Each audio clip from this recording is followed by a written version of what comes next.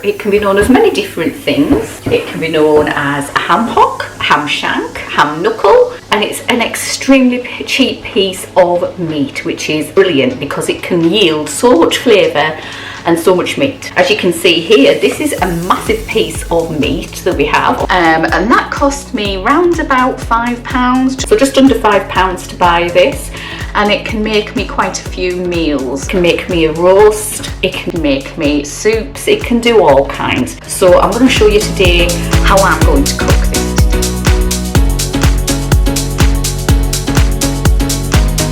It's soaking overnight in cold water to help draw out some of the salt, because what's happened to this is it's been made into ham, which is a curing process with salt and water and what have you.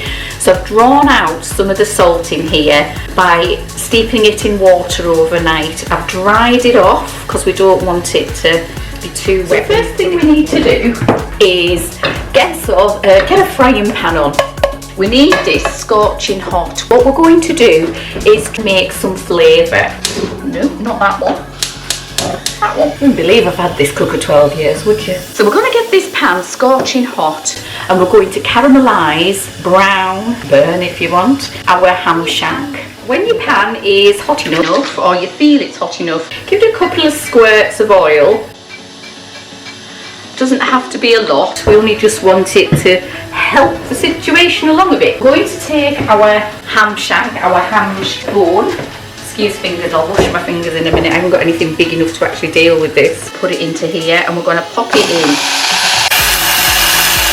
And we're going to let it caramelise on each side. This isn't going to cook your ham, not by any stretch of the imagination, but it will give it some flavour, which is what we're after.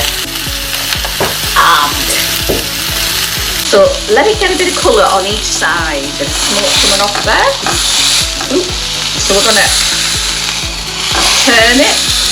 Nope, nowhere near. So keep it going. We're going to pressure cook this today, just because it's a little bit easier and quicker than doing it in the oven. But you can roast this in an oven. I will do that next time, but for now I'm going to be pressure cooking this one. See what it's doing. Oh yeah.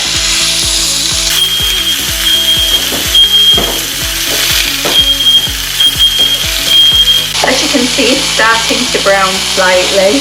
Could do with a bit more colour on than there is on here at the moment, and I'll just keep turning it until it's ready. So once you've got a bit of colour on your meat, it's time to pop it into your pressure cooker. So we'll just pop that into there.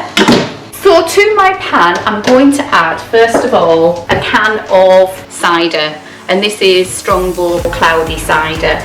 I'm wanting to put as much flavour as I can into this, and I don't want to use stock because stock is salty, and I don't want any more salt in this. It's already been salted. So it's 440 mils of that gone in. There's 3 large carrots, but I haven't got 3 large carrots. I've only got little ones, so I'm going to put some whole ones in, just for flavour and what have you. And this is going to create a stock as well. They can be eaten later, so don't worry about that. 1 onion, 1 large onion, just chopped into pieces. Doesn't have to be precise, guys, just pop it in there. These are just great big chunks. Now, a couple of cloves of garlic. I don't have a lot of garlic, so I've only got small cloves. So I've got 4 small cloves here going in. You don't have to peel them or chop them or anything. Some thyme. I'm going to put about a teaspoon of thyme going in. Some celery salt. If you've got normal celery, if you've got fresh celery, put that in. A couple of stalks of that would be ideal. But I'm going to put about a teaspoon of that in. A couple of bay leaf. Because although we don't know what the bay leaf flavour is, let's be fair, we don't. When it's missing, you do know that it's missing, don't you? Some sage. Again, I'm just looking for some aroma really, some flavour. So I'm going to pop that in. Some parsley. Now if you've got fresh parsley, go ahead and use that. 1 bunch would be, well, half a bunch would be enough to be fair. But I'm going to use about a teaspoon of that. So I've done a teaspoon of each herb there. I'm going to put in a few juniper berries. Now, This smells like gin. It's amazing stuff. So I'm going to put about, what, 4 or 5 juniper berries in? 1, 2, 3, 4, 5. No, put 6 in for good measure, shall we? And a ton of pepper, or as much pepper as you want. If you want to put peppercorns in, feel free. I'll be here in a while. 1 eternity later. And I'm going to shut that up, check that it's sealed, not venting, switch it on, which is always a good policy. Pressure cook, high pressure, for 45 minutes, I think. So I'm going to start that, and we'll be back when that's done. So it's come to the end of my 30 minutes, and I'm going to give it a fast release. 1 eternity later. Pretty carefully. After your ham hock has cooked for about 40 minutes, it's time to make some soups. I'm going to add some split peas. So these are split yellow peas, and I'm going to load those in. There's about 1/4 of a packet of split peas going in there.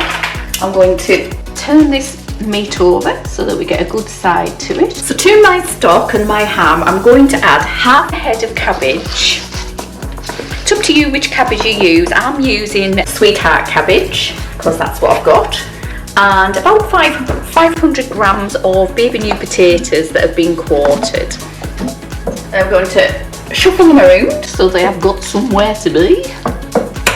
I'm going to stick this on to cook for a further 15 to 20 minutes.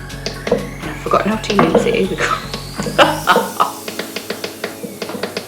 So we'll give that 20 minutes. There we go.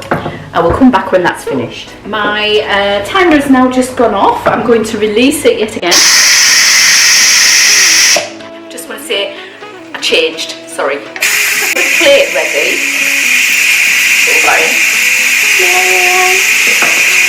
And a bowl. And I'm going to take the ham shank out and shred it. Take off the fat and the skin. We don't need that anymore. It's done its business, done its job, not its business. It's done its job. There we go. With the click. If you're looking for some, if you like to do recipes that generally take a long time either on the stove top or in the oven, a pressure cooker is ideal. This is a Tefal one. I'll link it below for you. There we go.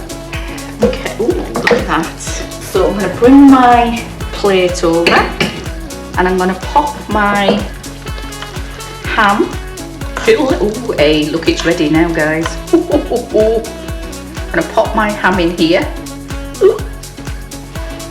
on my plate, and I'm going to shred it up with the spoon and pop some maybes back in here. Let's give it a stir, see how it's doing. Remove your bay leaves, guys. Looks like it needs some stock in there, so I'm just going to taste it, see how it's doing, whether it needs anything or not. Oh, that's nice. I'm going to put some stock in there to make it go a little bit further. I do need to feed quite a few people, which this will do, but I'm going to use a ham stock cube in here. I'm just going to break it up, just the one. It doesn't need anything. It's got enough salt in there. I don't need to add any salt. There's plenty that was in the ham bone. Take out my juniper berries as well. I'm going to now chop up my carrots into pieces. Want them nice and chunky. Manageable for a spoon, I think. There is an option here to add peas if you so wish. So this is all the meat that I managed to get from my shank. I'll show you there again. There we go. And I'm going to pop about, I don't know, just over a quarter maybe of it in here, because there's plenty of stuff in there. This is just to give it a bit of body. Rest I'm going to save to do a different recipe with, so watch out for that one. That's my split pea and ham shank soup.